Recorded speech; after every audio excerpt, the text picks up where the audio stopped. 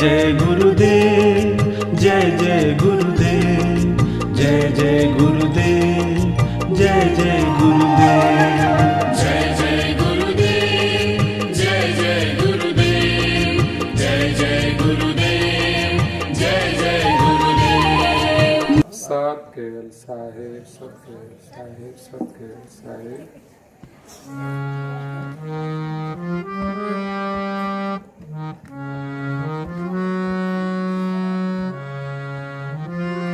दादा दुर्लभ दर्शन देवा, ताते दुर्लभ करवी सेवा। अधिक दुर्लभयां परायां मेवा, चतुर तो जाने देवा।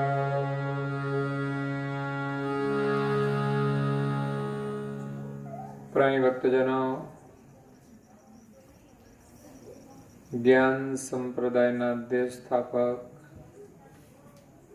अनंत ब्रह्मांडाधीश विश्व नियंता सकर्ता सर्जनहारना परम विशेषांश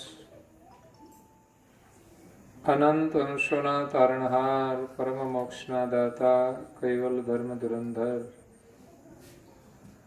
महान समर्थ परम श्रेष्ठ परम विभूतिवान परम दयाळु परम कृपा निधि सर्वज्ञ दिव्य परम गुरु श्रीमद करुणा सागर महाराज जगतना जीव मात्रનું કલ્યાણ કરવા માટે અકળ વિભૂતિનો અતિ દિવ્ય મનુષ્ય દેહ ધારણ કરી આ વિશ્વની અંદર 7 દ્વીપમાં પ્રગટ થયા છે। જગતના જિજ્ઞાસુ અને મુમુક્ષુ અંશોને યથાર્થ જ્ઞાનનો ઉપદેશ આપતા સ્વરચિત કક્કાને વિશે કહે છે કે દદ્દા દુર્લભ દર્શન દેવ, તાતે દુર્લભ કરવી છે। આ જગતની અંદર કઈ વસ્તુઓ દુર્લભ છે જે બધાને મળી શકતી નથી।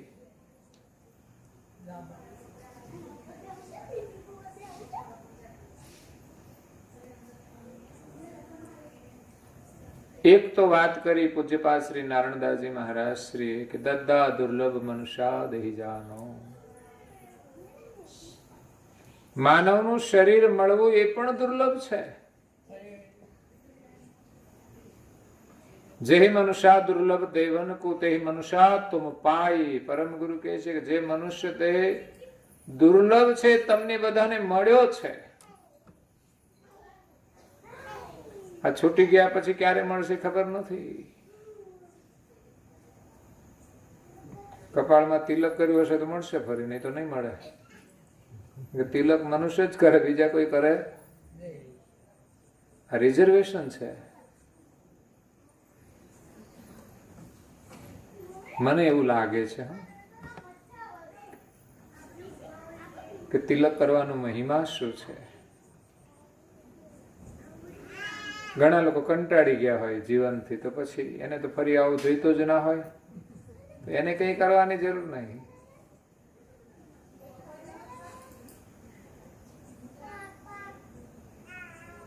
એટલે માનવ દેહ દુર્લભ છે અને બહુ કિંમતી છે। કિંમતી વસ્તુ બધાને મળતી નથી।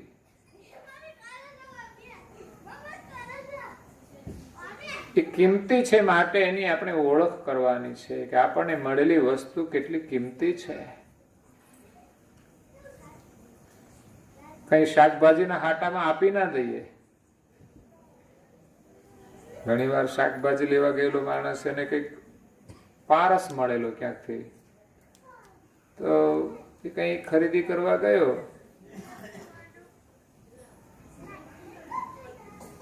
તો શાકભાજી જેવી સામાન્ય વસ્તુના બદલામાં પારસ આપી દીધો તો એને ખબર ના પડી, કારણ કે એની કિંમત જાણતો નહોતો.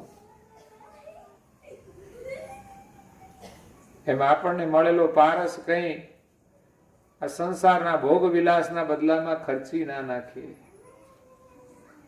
ઠીક છે, આપણી ફરજ હોય આપણે નિભાવવાની છે, છતાં પણ આ કિંમતી વસ્તુ આપણા હાથમાંથી એનો ઉત્તમ ઉપયોગ વિના ચાલી ન જાય. મહાપુરુષો પણ સંસારમાં જ રહ્યા છે, એમણે પણ પોતાની ફરજ નિભાવી છે.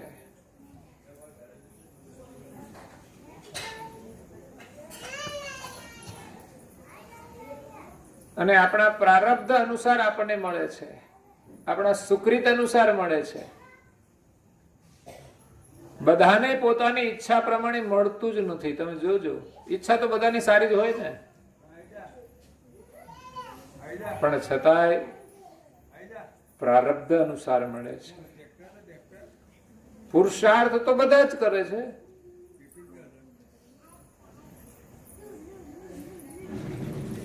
પરંતુ પ્રારબ્ધ અનુસાર મળે છે. તો પ્રારબ્ધ પણ ઉત્તમ પુરુષાર્થથી બને છે. સામાન્ય પુરુષાર્થ હોય તો સામાન્ય પ્રારબ્ધ બને, અને ઉત્તમ પુરુષાર્થ હોય તો ઉત્તમ પ્રારબ્ધ બને છે.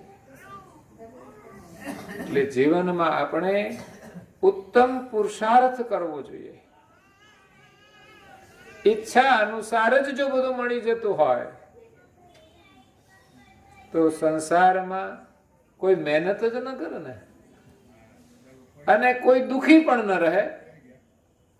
પણ મને લાગે છે કે ઈચ્છા પ્રમાણે જો બધું થઈ જાય તો વધારે દુખી થઈ જાય માણસો, વધુ દુખી થઈ જાય.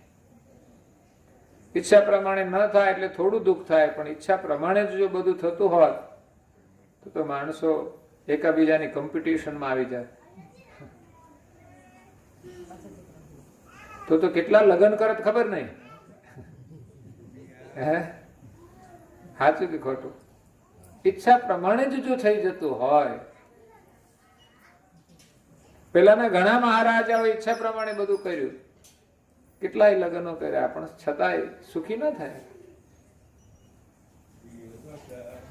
સિકંદરની બહુ મોટી મોટી ઈચ્છાઓ હતી, પણ ક્યાં સુધી બધું ચાલે? પ્રારબ્ધ હોય ત્યાં સુધી બધું કરી શકે, પછી પ્રારબ્ધ પૂરું થઈ જાય એટલે પછી ઊભા પણ થઈ શકાતું નથી. એટલે આપણને મળેલો માનવ દેહ બહુ દુર્લભ છે, એને આપણે સાચવવાનો છે. આમ તો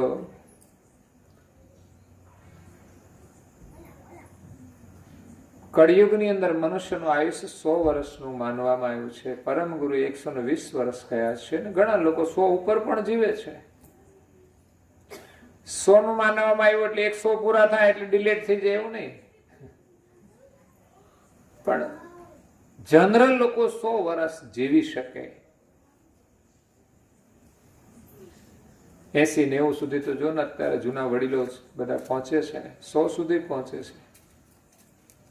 100 વર્ષનું આયુષ્ય માનવામાં આવ્યું છે. તો આ શરીરને આપણે એવી રીતે સાચવીએ કે સ્વસ્થ રીતે 100 વર્ષ પૂર્ણ કરે, અને આ શરીરનો ઉત્તમમાં ઉત્તમ સેવામાં ઉપયોગ કરવાનો છે.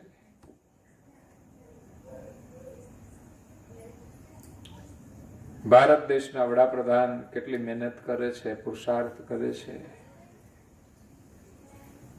એટલે આપણે તો કઈ કરવાની જરૂર જ નહીં ને, એ આપણા ખાતામાં નાખી દે એટલે બધું, પછી શું ચિંતા? આપણે એમ માનીએ છીએ કે પ્રધાનમંત્રી આપણને એટલા સમૃદ્ધ બનાવી દે કે આપણે કશું કરવું જ ના પડે. નહીં તો પ્રધાનમંત્રીને કઈ ના કરવું પડે, એને ખાલી ચૂંટણીમાં જીતવાનું હોય ત્યારે જ મહેનત કરવાની, પછી કોણ મહેનત કરે છે? ગામના સરપંચ બનવાનું તો શું કરવાનું? ચૂંટણી આવે ત્યારે દારૂ પાઈ દેવાનું બધાને, એટલે જીતી જાય. બોલો, અત્યારે જેવું સામ્રાજ્ય હોય એ પ્રમાણે કરે એટલે આવી જાય.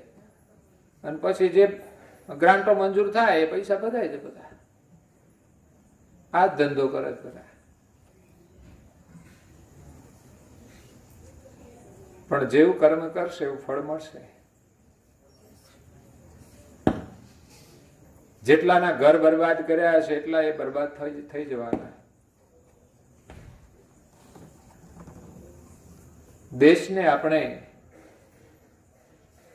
સુખી કરવા માટે કોઈ પણ સત્તા ઉપર આવવાનું છે, નાની સત્તા હોય કે મોટી હોય.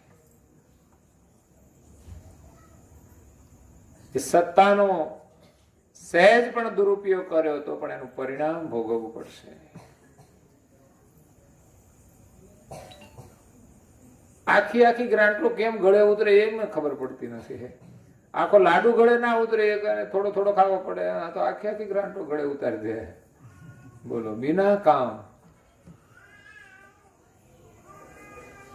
સરકાર ઘણો પ્રયાસ કરે છે પારદર્શી વહીવટ કરવા માટે, પણ છતાંય માણસ પણ એટલો હોશિયાર છે અને તંત્ર હજુ શુદ્ધ નથી, એટલે લોકો ભ્રષ્ટાચાર કરે છે. પણ વેલા મોડા એ પકડાઈ જવાના, અને કાં તો કુદરતના નિયમ અનુસાર એના કર્મ પહોંચી જશે ત્યારે એને ખબર પડશે. તો માનવ શરીરનો ઉત્તમ ઉપયોગ કરવાનો છે. નવરા નથી બેસવાનું. આપણું શરીર ચાલે ત્યાં સુધી કંઈક નહીં કંઈક આપણે કાર્ય કરતા રહીએ.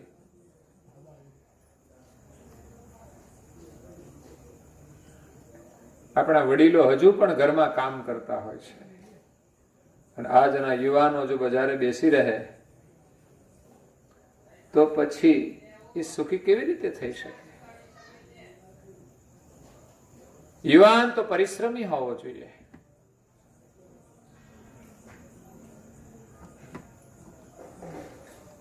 એટલે માનવ શરીર મળ્યું છે, પણ એવો પુરુષાર્થ કરવાનો એમાં આપણને વિશ્વાસ હોવો જોઈએ કે આ સત્ય કર્મ છે.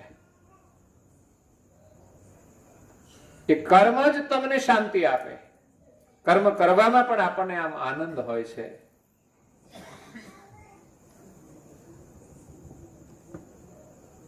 તો સેવા પ્રધાન છે.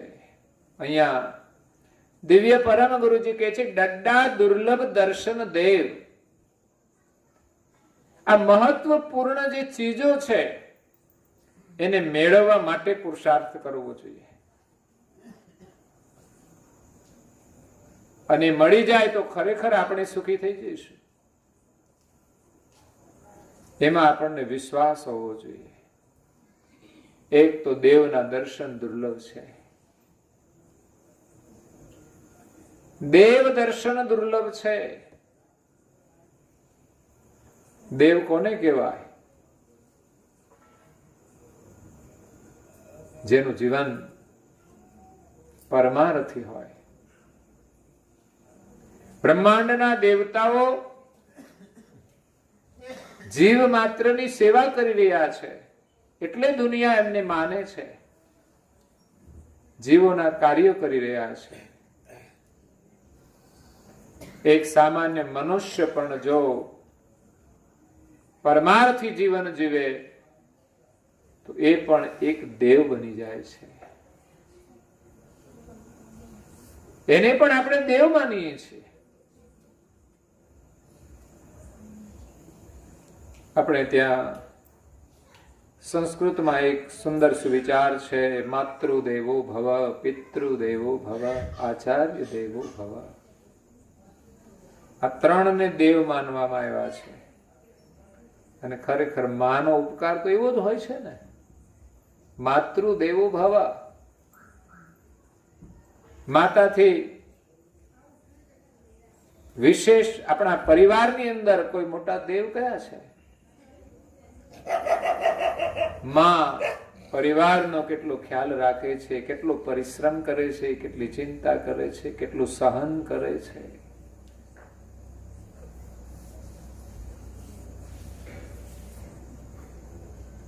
તો એ માતા અને પિતા બંને દેવ છે. સવારમાં એમને પ્રણામ કરી એમના આશીર્વાદ લેવા જોઈએ.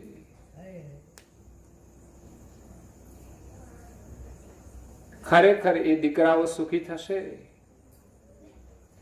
માતા પિતાને પ્રણામ કરવામાં શરમ ન હોવી જોઈએ, સંકોચ ન હોવો જોઈએ, ગૌરવ હોવું જોઈએ.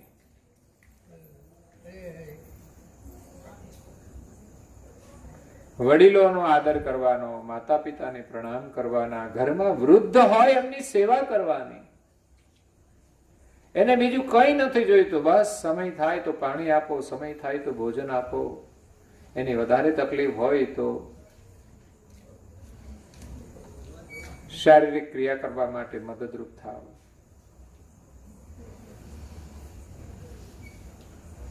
અને વડીલોએ પણ સમજીને રહેવાનું છે કે બસ ઉંમર થઈ ગઈ, શરીર આપણું વૃદ્ધ થઈ ગયું, બસ શાંતિથી હરિનામ લઈએ, બીજે ક્યાંય વિક્ષેપ ન કરીએ.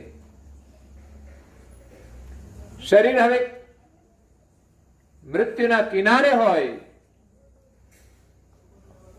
ત્યારે તો આપણે કમસે કમ આ બધા વ્યસનો છોડી દેવા જોઈએ. નહીં તો ગરડા થઈ જાય પણ એ છોડે નહીં. તમારે એને સુખી કરવા બહુ મુશ્કેલ છે. એ ઉધરસ ખાતા હોય ને ગળોફા આવતા હોય ને એ બધા હાલી ના શકાય. બહુ તો સીધા જ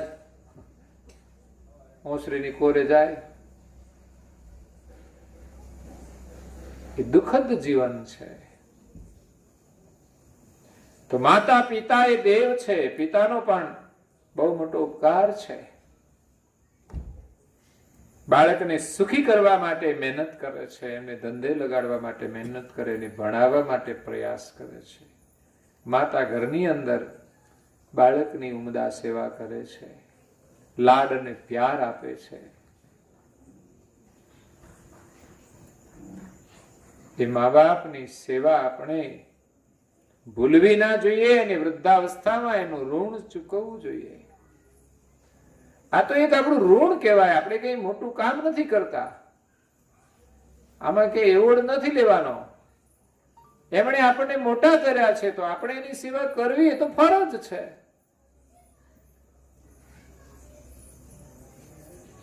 એટલે દીકરીઓમાં બહુ પ્રેમ હોય છે માતા પિતા પ્રત્યે, દીકરા કરતા વધારે. દીકરો કોઈ દિવસ મા બાપનું અપમાન કરી દે, પોતાની ઈચ્છા પ્રમાણે રહેતો હોય, પણ દીકરીઓ વધારે લાગણીશીલ હોય છે. પણ એને હું એમ કહું છું કે તમે માત્ર પિયરમાં જ લાગણીશીલ ન રહેશો, સાસરીમાં પણ લાગણીશીલ રહેજો.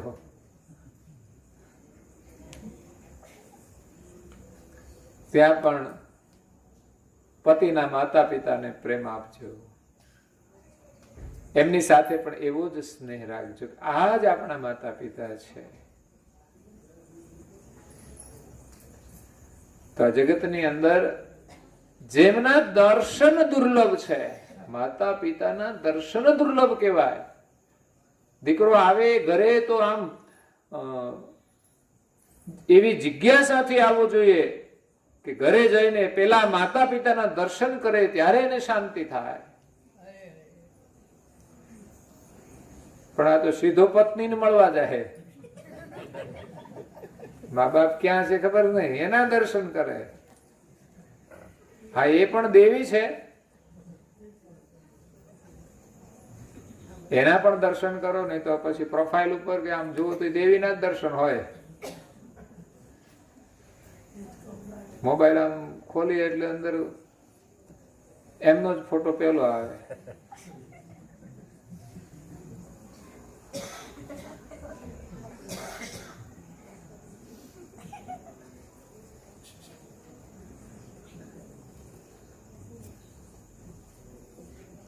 પ્રેમ તો એમને પણ કરો, પણ પેલા તો માતા પિતાના દર્શન કરો. તમે પત્નીમાં કદાચ પ્રેમ હોય તો રજોગુણનો થોડો હોય છે, જ્યારે માતા પિતાની અંદર એક સાત્વિક ગુણ હોય છે. એમ આપણામાં એક ગૌરવ જ હોવું જોઈએ, આ સંસ્કાર હોવા જોઈએ. આપણી સંસ્કૃતિ છે. માતા પિતાનો આદર કરવાનો, માતા પિતાની સેવા કરવાની, માતા પિતાની સાથે રહેવાનું. નહીં તો ઘણા લોકો એકનો એક દીકરો હોય તોય મા બાપ થી જુદા રહેતા હોય. કારણ કે 2-3 હોય તો ગમે એના સાથે રહે એકાદ સાથે. એક જ દીકરો હોય ને ઘરમાં અનબન થાય, નવી પુત્ર વધુ આવે ને પછી એમ કઈ મુશ્કેલી ઉભી કરે, વાતાવરણ જ એવું ઉભું કરી દે, છોકરો મજબૂર થઈ જાય કે બા તમને તો હવે વૃદ્ધાશ્રમમાં મૂકવાના છે.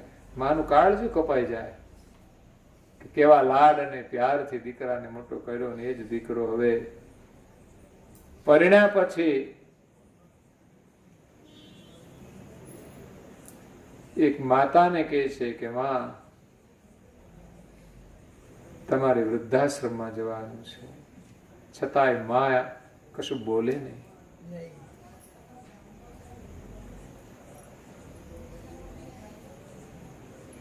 માં પોટલું લઈને તૈયાર થઈ ગઈ.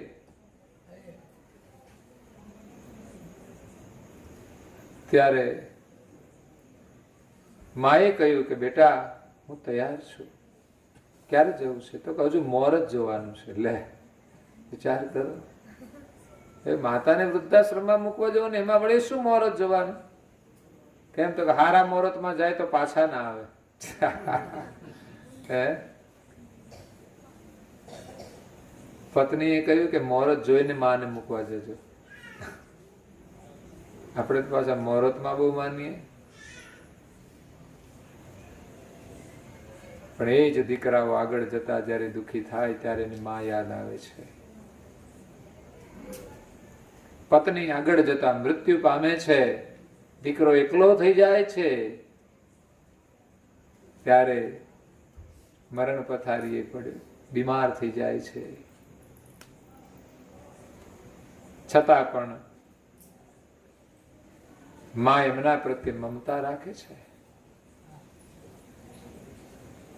એમના ઘરે આવી પાછી અને એમની સેવા કરે છે. છોકરાને પેરાલિસિસ થઈ ગયેલો, મોઢામાંથી લાળો પડે, આ દુર્દશા માને વૃદ્ધાશ્રમમાં મૂકવાથી આવી. ખબર નથી એને.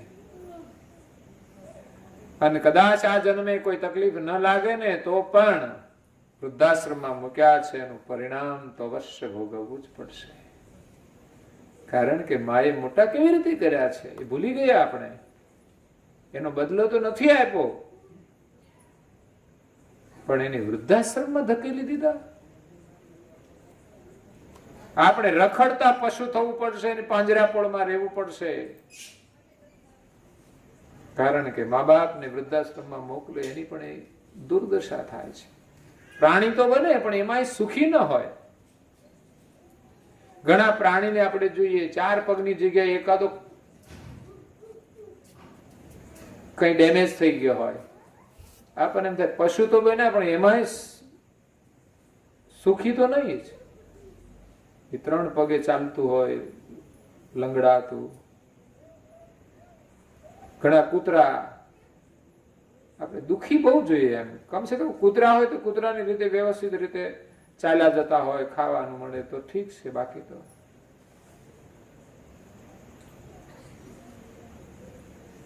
એકબીજા બચકા ભરી ગયા હોય ને એ બધા દુખી થતા. એટલે મા બાપ એ આપણા ઘરના પ્રથમ દેવ છે. અહીંયા કહ્યું ડડ્ડા દુર્લભ દર્શન દેવ. દેવના દર્શન દુર્લભ છે. આચાર્ય દેવો ભવ. આ જગતમાં જે જ્ઞાની છે, વિદ્વાનો છે, આચાર્યો છે, જેમણે આચરણ કરીને જગતને ઉપદેશ આપ્યો છે, એમના દર્શન થઈ જાય તો પણ આપણું અહોભાગ્ય.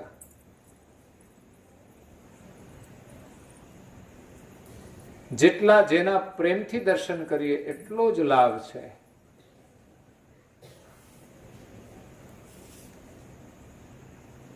હજુ ઘણા પરિવારમાં અમે જઈએ તો જોવા મળે પુત્ર વધુઓ સવારમાં નહીં ધોઈને માતા પિતાના બેસીને દર્શન કરે, માથે ઓઢીને. પેલાના સમયમાં હતું આ. અને આજે પણ ઘણા પરિવારોમાં જોવા મળે આ જ સંસ્કાર છે. જ્યાં એક પ્રણામની ભાવના હોય ત્યાં લડાઈની ભાવના નથી રહેતી. અને જે ઘરમાં બે લડતા હોય કોઈ દિવસ એકબીજાને પ્રણામ કરે નહીં, એકબીજાનો આદર કરે નહીં, એકબીજા પ્રત્યે સદભાવ નથી રહેતો.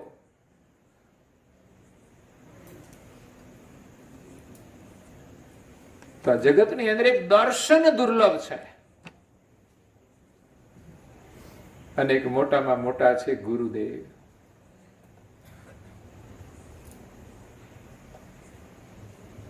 એ ગુરુદેવના દર્શન દુર્લભ છે. પરમ ગુરુ એ દેવોના પણ દેવ છે. આ વિશ્વની અંદર જીવ માત્રનું કલ્યાણ કરવા માટે આવ્યા છે. આપણે જો શાંતિથી બેસીને વિચારીએ તો એમ થાય કે આપણું અહોભાગ્ય છે કે પરમ ગુરુના એક ફોટાના રૂપમાં પણ દર્શન થયા છે. આપણે એના શરણમાં આવ્યા છીએ. એ અહોભાગ્યની વાત છે. આપણા ઘરમાં એક પરમ ગુરુની તસવીર છે અને રોજ આપણે ઘરમાં જઈએ તો આપણી નજર પડે, સ્વાભાવિક દર્શન થાય. ઘરમાં પણ દેવ મંદિર હોય ત્યાં પણ આપણી નજર પડે તો સ્વાભાવિક દર્શન થાય. આ સંસ્કારની પ્રક્રિયા છે. આ કોઈ સાધારણ દર્શન નથી, સામાન્ય કાર્ય નથી.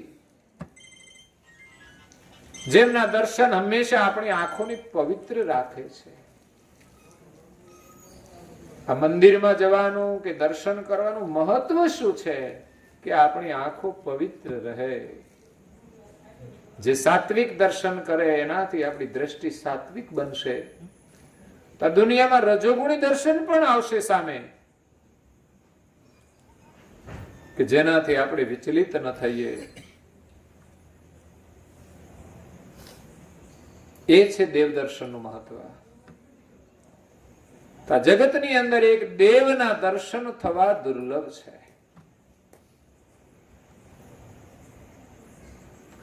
જેના માટે સ્પેશિયલ લોકો સમય કાઢીને સંપત્તિ ખર્ચીને જતા હોય છે. જ્યાં જ્યાં મંદિરોમાં ઈષ્ટદેવોની સ્થાપનાઓ છે, લોકોની કેવી આસ્થા છે દૂર દૂર સુધી, અને ત્યાં જઈને પણ લાઈનમાં ઉભા રહીને અને દૂરથી માત્ર થોડા દર્શન મળે છે. આ દર્શનનું કેવું મહત્વ!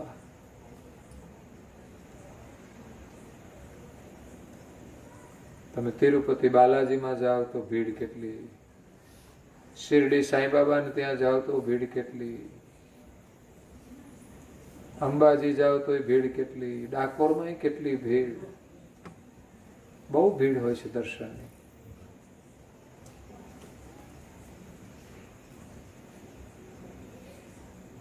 હજારો લોકો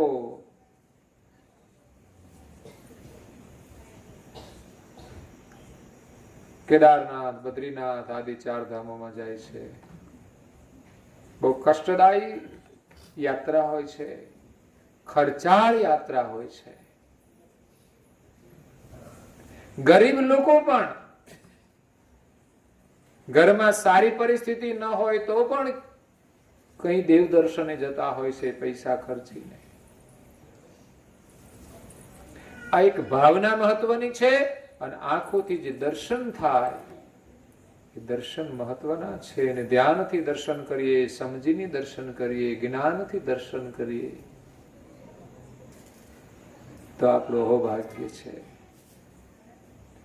તાતે દુર્લભ કરવી છે. કદાચ કોઈ દેવ મળી જાય તો એ દર્શન તો દુર્લભ છે, પણ એનાથી વધુ દુર્લભ તો એમની સેવા કરવી છે. પરમ ગુરુના દર્શન આપણા ઘરમાં થઈ જાય પણ સેવા ન કરીએ તો આપણું દુર્ભાગ્ય છે. કારણ કે દર્શનથી અધિક દુર્લભ એ ગુરુદેવની સેવા છે.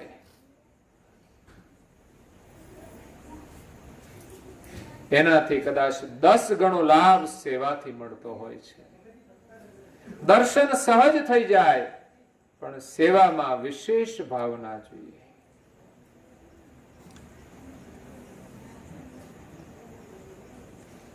તો જે સેવા કરે છે એ પણ દેવ બની જાય છે. માતા પિતાની સેવા હોય, ગુરુદેવની સેવા હોય, સમાજની સેવા હોય, બસ ભગવાનની જો કૃપા હોય તો આપણાથી સેવા થાય છે. સેવામાં સુખ છે, શાંતિ છે, આનંદ છે. સેવાથી આપણને સુકૃત મળે છે. જેની શુભ શરૂઆત તો ઘરમાંથી જ થાય છે. જો ઘરમાં મા બાપની સેવા ન કરીએ તો કોની કરવાના? કોઈની ન થઈ શકે. અને કદાચ લોકો બહાર દોડતા હોય ને, એનું કોઈ મહત્વ નથી. મા બાપ ઘરમાં દુખી હોય ને મંદિરમાં ભટકતા હોય, એને દર્શન નહીં થાય દેવના. પેલા ઘરમાં જે દેવતા છે એના દર્શન કરો, એની સેવા કરો, અને પછી તમે દેવ દર્શને જશો તો એમાં પણ તમને દેવના દર્શન થશે. એટલે સેવા કરવી દુર્લભ છે, અતિક દુર્લભ. અંતર અહમેવ. સેવા કરવી હોય, ભક્તિ કરવી હોય, પ્રભુનું સુમિરન કરવું હોય, આ ઉત્તમ કાર્યો છે. એના માટે અંતર અહમેવ જોઈએ. અહમે વિના કોઈ કાર્ય થઈ શકતું નથી. અને એમાં મહાન કાર્ય તો બહુ જ દુર્લભ છે. બાકી ખોટા કાર્યોમાં તો લોકો અહમ રાખીને બધું કરતા હોય છે. એમાં તો અહંકાર જલ્દી સવાર થતો હોય છે. કોઈનું ખોટું કરવાનું હોય, કોઈનો વિરોધ કરવાનો હોય તો માત્ર એક જ વખત કોઈ કહી દે ને તો એનું ખોટું કરવા તૈયાર થઈ જાય. તને પેલો આમ કહેતો હતો એટલે પછી એના માટે બધું જ કરવા તૈયાર. આપણે તરત જ અહમને અભિમાન.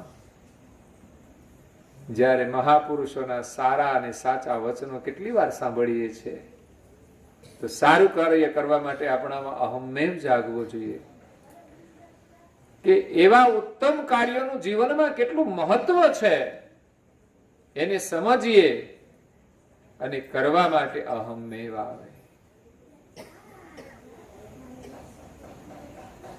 સેવા માટે આ શરીર મળ્યું છે.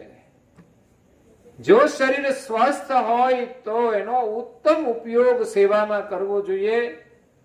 નહીં તો આ શરીર ક્યારે બગડી જશે એ કઈ ખબર નથી. સેવા કરવાથી આપણું શરીર સ્વસ્થ રહે છે.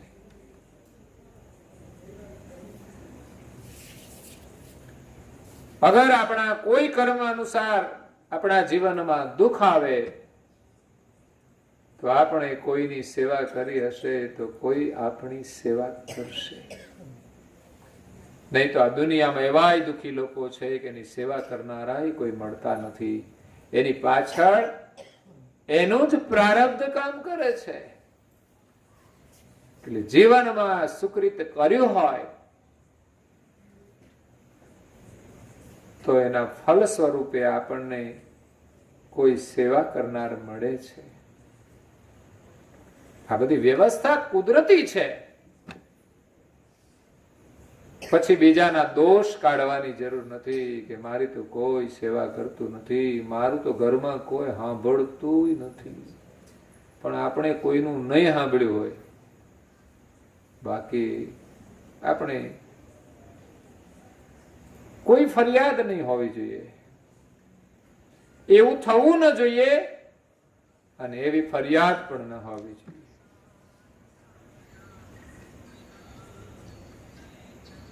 અધિક દુર્લભ ઉર અંતર અહમ્મેવ. અંતરમાં સેવા કરવાનો અહમ્મેવ, દર્શન કરવાનો અહમ્મેવ. બસ સંતોના સત્સંગથી આપણા અંતરમાં એક સદપ્રવૃત્તિનો અહમ્મેવ આવી જાય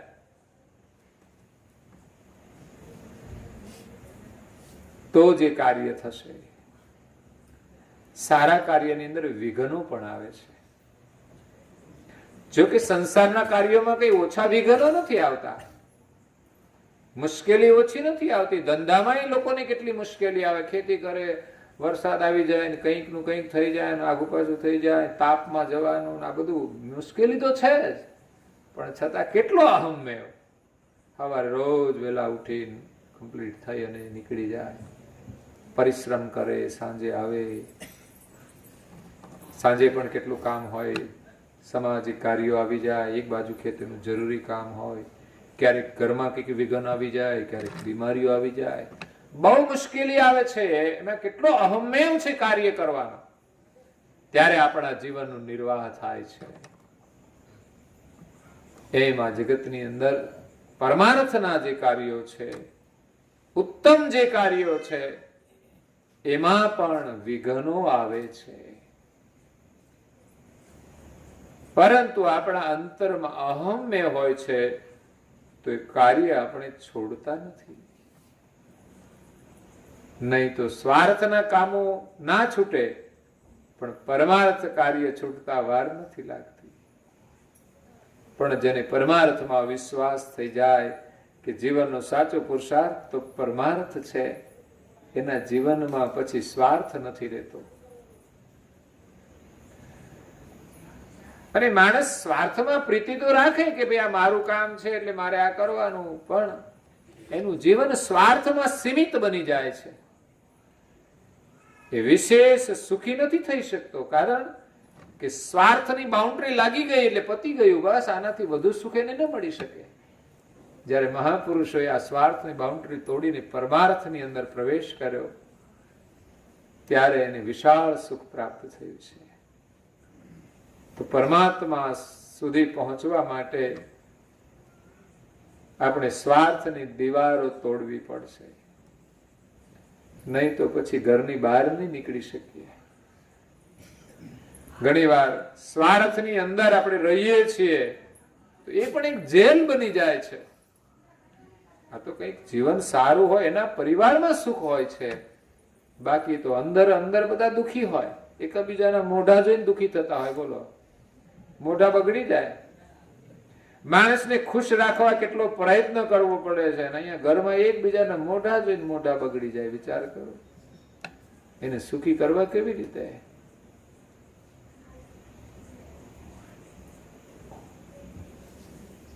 ચતુર તો તે જાણે ભેવ, દેવના દર્શન કરવાનો, દેવોની સેવા કરવાનો, એનામાં અહમ્ય જે ચતુર હોય તે જ એનો ભેવ જાણે છે, એનો મતલબ જાણે છે.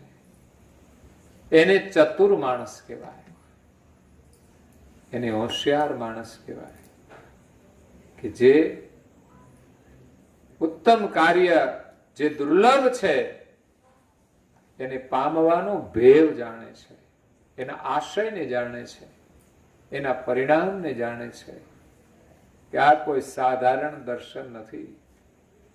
માણસની દરિદ્રતા દૂર કરી દે આ દર્શન, ભીતરમાં કોઈ દરિદ્રતા ન રહે.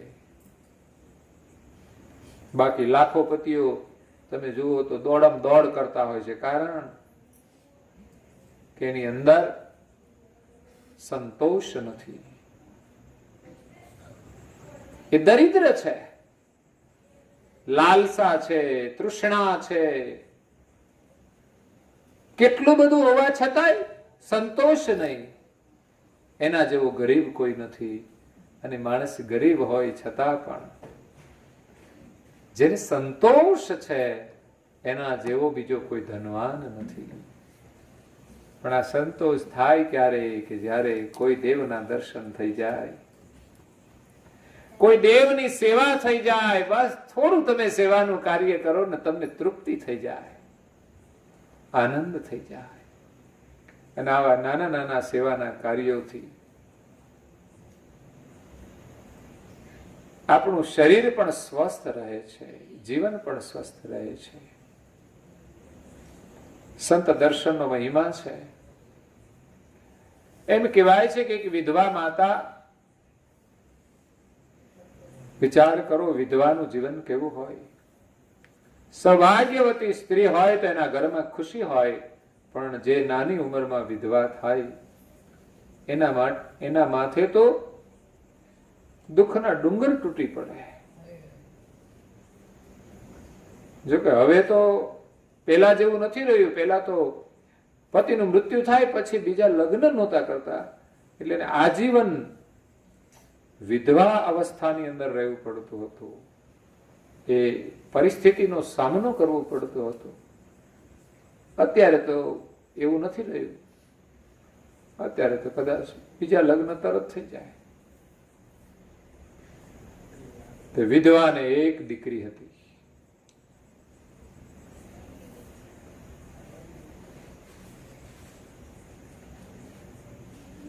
એ વિધવા માતાને એક દીકરો હતો. બહુ સમય પછી એને દીકરો થયો ને ત્યાર પછી એના પતિનું મૃત્યુ થયું. અને ઘરમાં એટલી બધી ગરીબી, એમાં પતિનો વિયોગ થયો, દુઃખનો કોઈ પાર નહીં. દીકરાને એને મજૂરી કરી અને મોટો કર્યો થોડો, પણ છતાંય ગરીબી પીછું નથી છોડતી. જે પ્રારબ્ધમાં ગરીબી લઈને આવે છે પછી એના માટે અમીર થવું ઘણું મુશ્કેલ કામ છે.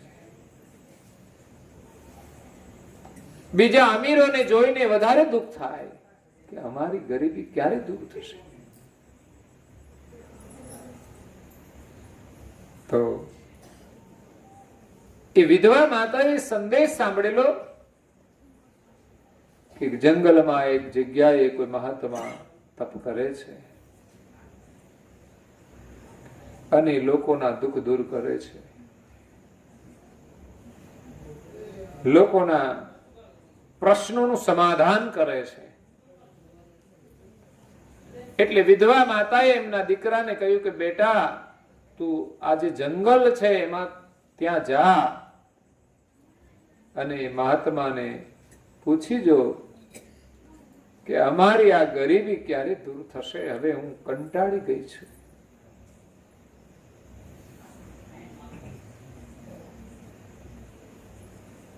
કોઈના પૂછવાથી કઈ આપણી ગરીબી કઈ જતી નથી રહેતી. છતાં પણ દીકરાને તો એમ થયું કે એને શું પૂછવાનું હોય, આપણે પરિસ્થિતિનો સામનો કરવો જોઈએ. પણ છતાં માતાની આજ્ઞાનો અનાદર ન કરી શક્યો. આજના યુવાનને પૂછો, મા બાપ એમ કે બેટા આમ કરવાનું છે તો એની રીતે ના પાડી દે, ફટ દઈને ક્યાંક જતો હોય ત્યાં જતો રહે. વાલો વિચાર કરો. આ રોજ પ્રસંગ બનતા હશે. માતાની કે પિતાની નાની નાની વાત હોય તો પણ એનો અનાદર નહીં થવો જોઈએ. પેલું કામ એમનું કરવું જોઈએ. તમે એનો આદર કરશો તો તમારા કામ થશે જ. આપણે જયારે માતા પિતાની આજ્ઞાનો આદર નથી કરતા તો પછી આપણી ઈચ્છા પ્રમાણે નહીં થાય. હા, નાની નાની વાતો બહુ મૂલ્યવાન છે. જો જીવનમાં અપનાવી તો સમજવાનું તમારા ભાગ્યનો ઉદય થઈ જશે, સારી નોકરી મળી જશે, સારી છોકરી. નહીં તો છે ને આખી જિંદગી લોકો હેરાન થાય. કેમ કે મા બાપની આજ્ઞાનો આદર ન કર્યો હોય. પછી ઇન્ટરવ્યુ દઈને મેળ પડે ને, એને ખબર ના હોય કે આપણું ઇન્ટરવ્યુ કેમ પાસ થતું નથી. અહીં આપણે ઘરમાં રિજેક્ટ કરીએ મા બાપની આજ્ઞા. એ નાની નાની વાતોનો ખ્યાલ નથી રાખતા યુવાનો. પછી ઇન્ટરવ્યુ ધક્કા ખાય. વિશ્વાસ મા બાપની આજ્ઞામાં ને એની સેવામાં રાખજો, તમારા ઇન્ટરવ્યુ સફળ થઈ જશે. એટલે દીકરો માની આજ્ઞા માનીને નીકળે છે. ચાલતા ચાલતા, કોઈ વાહનો તો હતા નહીં એ સમયમાં. આખો દિવસ ચાલ્યો. સાંજ પડી એટલે એક નગર આવ્યું. ત્યાં વિશ્રામ કરવા માટે એમણે તપાસ કરી. કોઈ એક શેઠનું ઘર હતું. સુખી ઘર જોયું અને ત્યાં જઈને એમણે કહ્યું કે મારે આશ્રય જોઈએ છે. સરળ છોકરો હતો. એક યુવાન દીકરો જાણી અને એ ઘરમાં જે શેઠાણી હતા એમણે આશ્રય આપ્યો, જમવાનું આપ્યું. છોકરાએ કહ્યું કે મારે આજની રાત્રિ રહેવું છે, આગળ જવું છે. શેઠાણીએ કહ્યું કે કઈ વાંધો નહીં, અમારે અહીંયા ઘણી બધી વ્યવસ્થા છે, તું રોકાઈ જા. એક બાજુ જે જગ્યા હતી તે રહેવા માટે આપી. સવારે દીકરો ઉઠ્યો, એની જરૂરી જે સેવા હતી કરી, વ્યવસ્થા, નાસ્તો કરાયો અને પછી નીકળવાની તૈયારી કરે છે. એટલે શેઠાણીએ પૂછ્યું કે બેટા તું ક્યાં જાય છે? તો કે મારી માનો એક સવાલ છે કે અમારો એ ગરીબી ક્યારે દૂર થશે એનો જવાબ લેવા માટે એક મહાત્મા પાસે જાઉં છું. ત્યારે શેઠાણીએ કહ્યું કે અમારો એક સવાલ છે.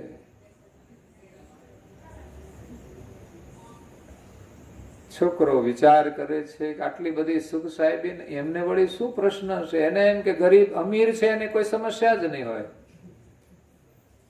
પણ આ તો ઘર ઘરમાં બધા દુઃખી છે, દેખાય છે સુખી, એ પણ દુઃખી છે. તમારે તો ઘણું સારું છે, મારી માં તો બહુ ગરીબ છે, દુઃખી છે, એટલે એમનો પ્રશ્ન છે તો લઈને જાઉં છું. તમારે શું તકલીફ છે? તો કે મારી પરિવારમાં એક જ દીકરી છે અને દીકરી મૂંગી છે. તું મહાત્માને પૂછી આવજે કે ક્યારે બોલતી થશે ને એના ક્યારે વિવાહ થશે. મા બાપને એ પણ ચિંતા હોય, મૂંગી હોય તો પણ એને પરણાવવાની ચિંતા હોય, અને ક્યારે બોલતી થાય.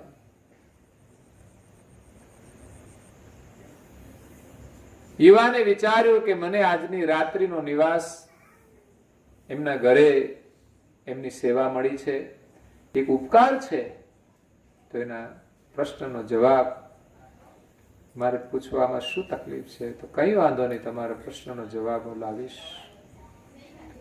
યુવાન ચાલતો થયો આગળ. જતા જતા જતા મધ્યાહનનો સમય થયો, એને તરસ લાગી. તો રસ્તામાં એક સાધુ મહાત્મા ત્યાં બેઠેલા હતા, સાધના કરતા હતા. એની કુટિયામાં જઈને યુવાને પાણી પીધું.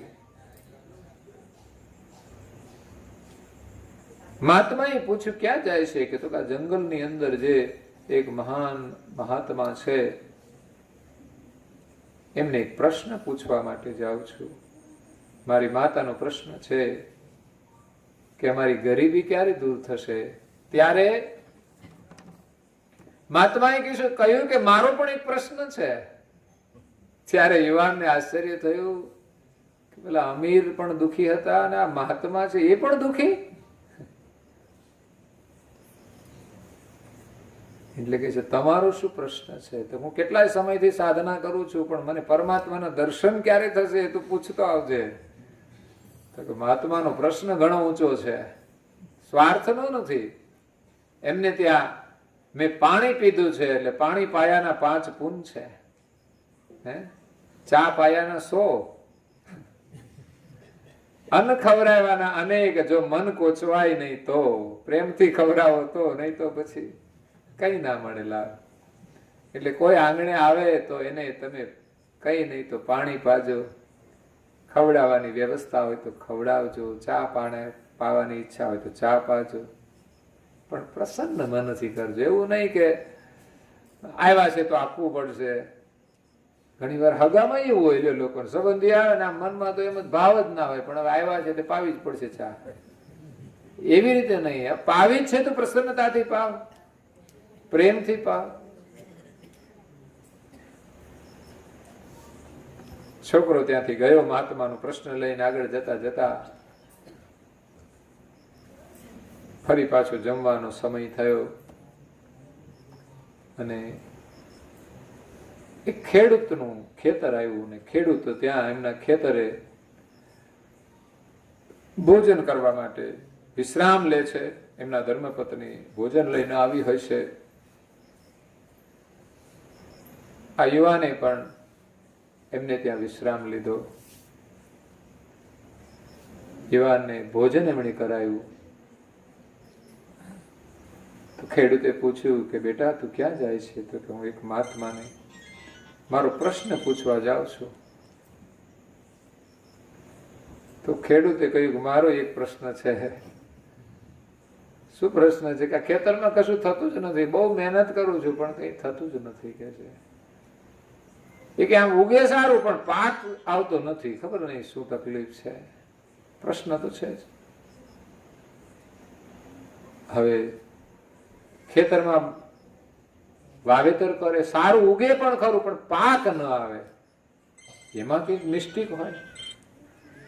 તો એને મેં થયું કે આ ખેડૂતનું મેં ભોજન લીધું છે, તો એમનો પણ એક પ્રશ્ન પૂછતો આવીશ.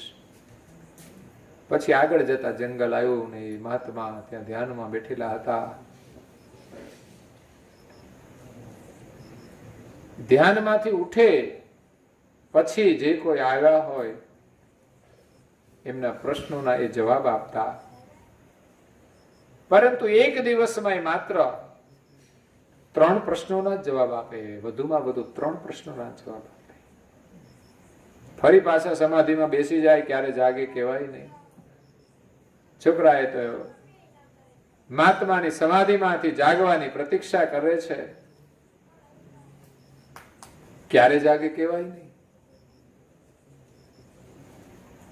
સમય જતા મહાત્મા જાગ્યા સમાધિમાંથી. જોયું તો એક યુવાન બેઠેલો છે. મહાત્માના દર્શન કરતા જ એ મહાત્માની અમી દ્રષ્ટિ બાળકના ઉપર પડી. બાળક ખુશ થઈ ગયો. તેજસ્વી મહાત્મા હતા. ધ્યાનમાં બેસતા, સાધના કરતા, નિસ્વાર્થ ભાવથી લોકોના પ્રશ્નોનું સમાધાન કરતા. બાળકે પણ પ્રણામ કર્યા છે. મહાત્માનો સત્સંગ શ્રવણ કરે છે. ત્યાર પછી જ્યારે યોગ થયો ત્યારે બાળક પૂછે છે. વાત કરવાની પણ એક યુક્તિ હોય છે. બાળકે એનું યોગ જોઈને પૂછ્યું કે મારા પ્રશ્નો છે. મનમાં તો એમ હતું કે મહાત્મા તો 3 પ્રશ્નોના જવાબ આપે છે, મારી પાસે પ્રશ્નો 4 છે. એક પોતાનો પ્રશ્ન હતો અને 3 રસ્તામાંથી મળેલા હતા. પણ વિચાર્યું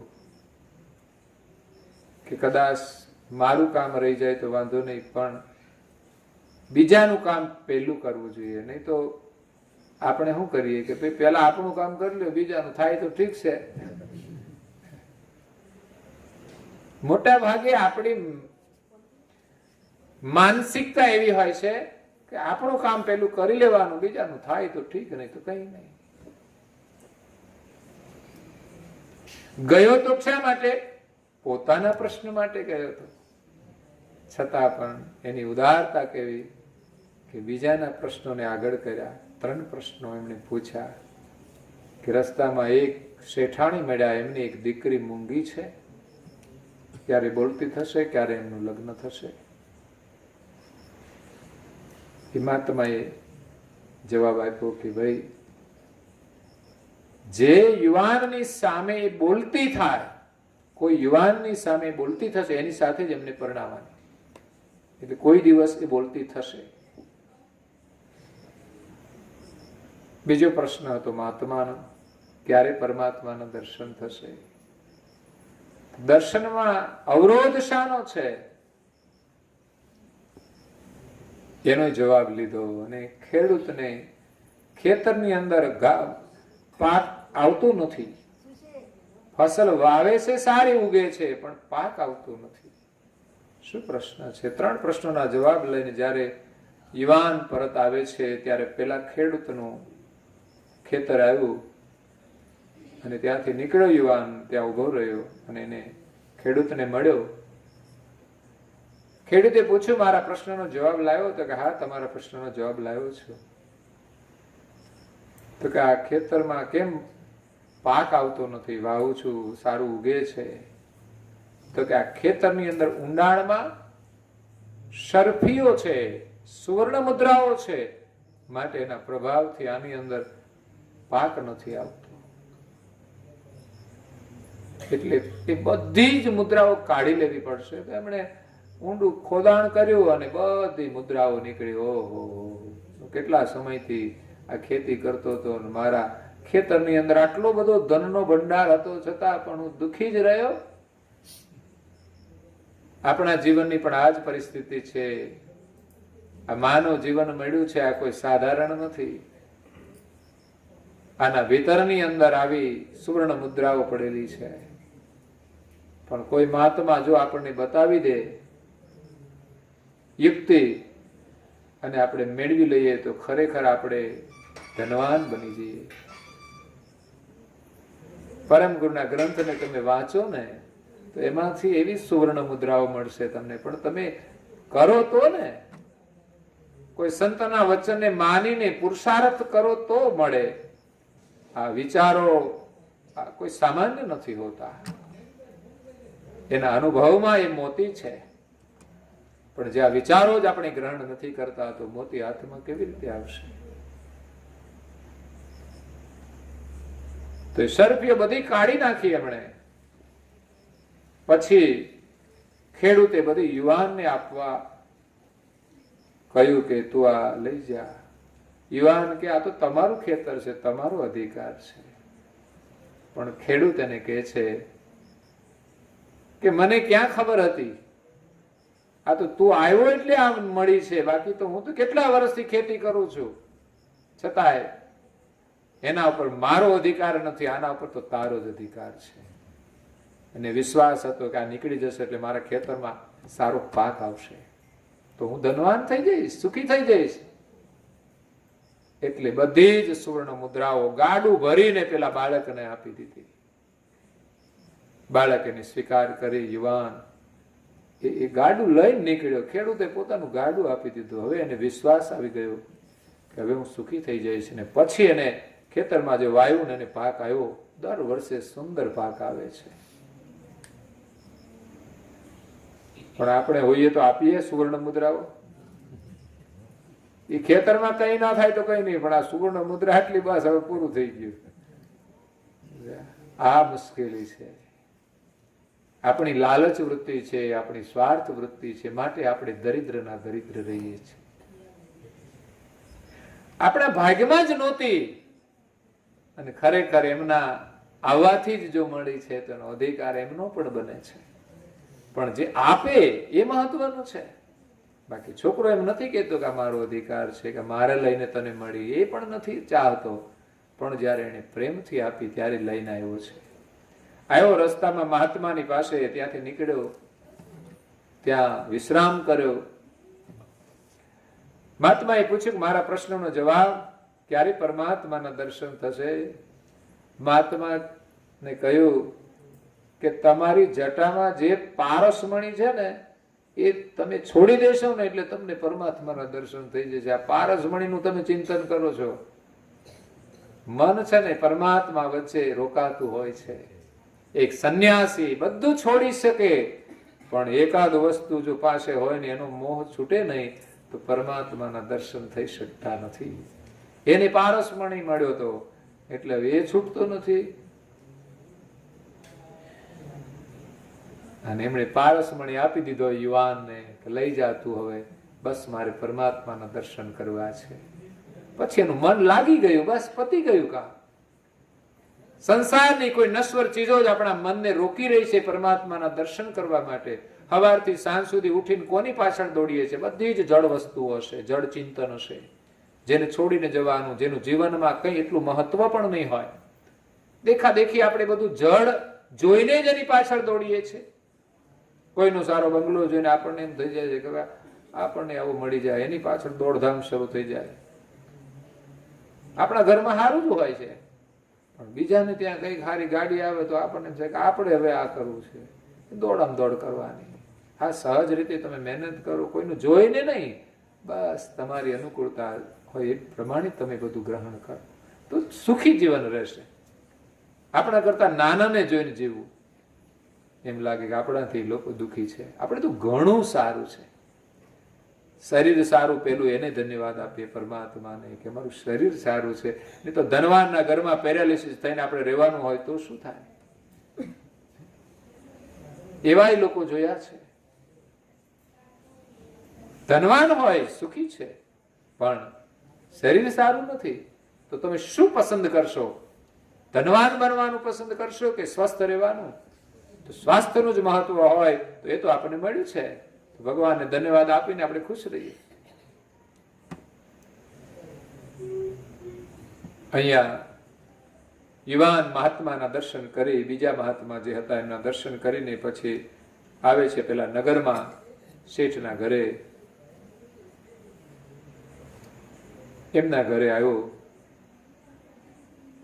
શેઠાણીને મળ્યો કે અમારા પ્રશ્નનો જવાબ લાવ્યો કે હા લાવ્યો.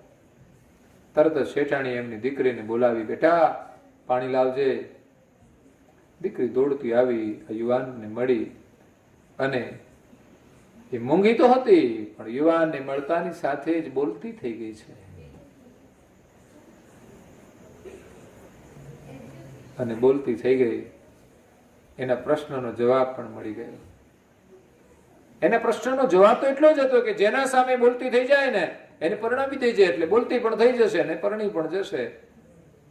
એ જ યુવાન હતો, એના સામે બોલતી થઈ ગઈ. સુંદર કન્યા, પણ મૂંગી હતી, એક ખોડ હતી, આજે દૂર થઈ ગઈ અને વાચા મળી ગઈ. એની સુંદરતામાં વધારો થઈ ગયો.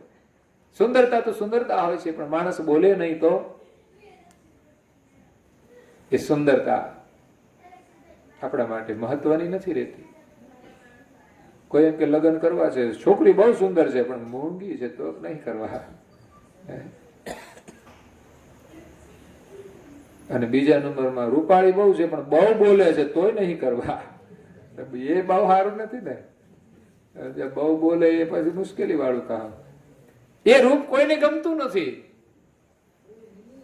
પણ સુંદર વાણી બોલે ને એ જ સુંદરતા રૂપની છે. અને એવા કોઈ સંતોના આશીર્વાદથી જયારે બોલતા થાય ને ત્યારે એની વાણી મધુર હોય છે. એમ કહેવાય છે શેઠાણી એમની દીકરીને એમના સાથે જ મોકલી દીધી, પરણાવીને બ્રાહ્મણને બોલાવીને ઘડિયા લગ્ન બધું કરી અને એક દિવસ રોકીને દીકરીને કરિયાવર આપીને વિદાય કરી દીધા યુવાન સાથે. યુવાન હવે એક ગાડું ભરીને સરફિયા રસ્તામાંથી મળ્યો પારસમણી, અને ત્રીજું શેઠના ઘરેથી એક કન્યા પણ મળી ગઈ, એના લગ્ન પણ થઈ ગયા. નહીં તો આ ગરીબને કન્યા આપે કોણ? હે ભાઈ, એટલી બધી ગરીબી હોય, એની કન્યા મેળવવાનું કામ મુશ્કેલ હતું. પણ એ બધું લઈને ઘરે આવે છે. ઘર આગળ એમણે ઊભું રાખ્યું જ્યાં ઝૂંપડું હતું. એની માતા કહે છે આ બધું કોણે અહીંયા ગાડું ઊભું રાખ્યું છે, કોનું છે આ ગાડું? દીકરો જયારે ઉતરીને આવે છે માને પ્રણામ કરે છે. આ સંસ્કાર છે, એ જ મહિમા છે. દીકરો ગમે તેટલો મોટો થઈ જાય, ધનવાન થઈ જાય, નહીં તો આપણે તો કઈ લાભ લઈને આવ્યા હોય તો પછી આપણને કશું દેખાય નહીં ઘરમાં. હે આમ કરો તેમ કરો, પણ નમ્રતા ન છોડે ને એની મહાનતા છે. મોટા ત્યારે જ બનાય છે જ્યારે આપણે નમ્ર બનીએ છીએ. એટલે માતાને પ્રણામ કરે છે. નહીં તો લોકોને ગમતી નથી માતાઓ. બોલો, ઉંમર થઈ જાય પછી ના ગમે.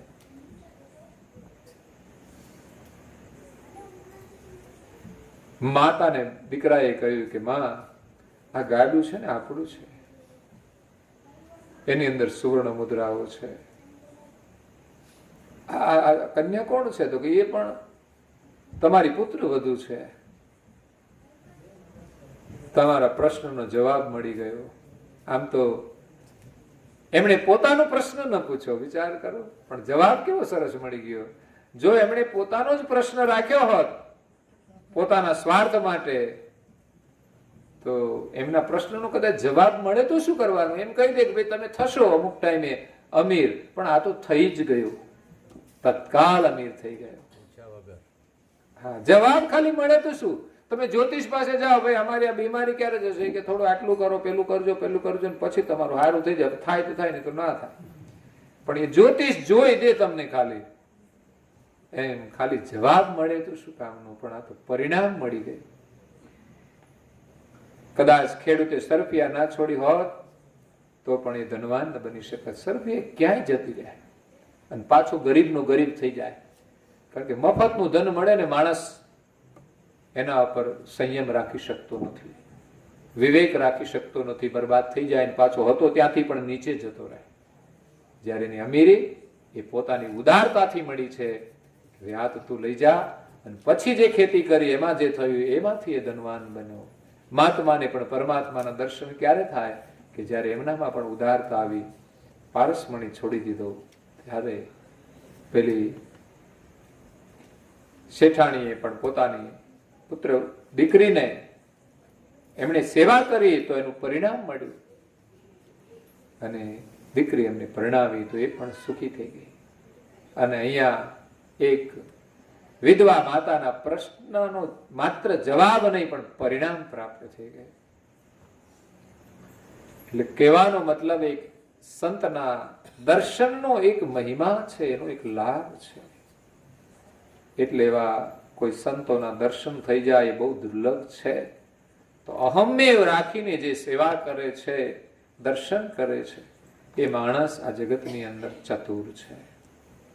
તો વિશેષ આપણો સમય થાય છે તો અહીંયા કથાને વિરામ આપીએ. અસ્તુ સત કેવલ સાહે. જય બોલાજો. आज सकरात गणेश केवल करता की જય श्री कृष्ण स्वामी महाराज की જય परम गुरु श्री करुणा सागर महाराज की જય पूज्य श्री नारदास जी महाराज की જય श्री सब कुमेराचार्य महाराज की જય श्री सब संतन की જય श्री सब देवन की જય श्री ज्ञान संप्रदाय की જય श्री गुरुगादी शास्त्रापुरी की જય श्री कैवल धाम की જય કથા પૂર્ણાતિકા સત કેવલ સાહે. 3 વાર પ્રણામ કરજો પરમ ગુરુના ચરણમાં. સત કેવલ સાહે. કેવલ હંસો સત કેવલ સાહેબ. બાજુ પણ સૌને કહેજો સત કેવલ સાહેબ. સત કેવલ.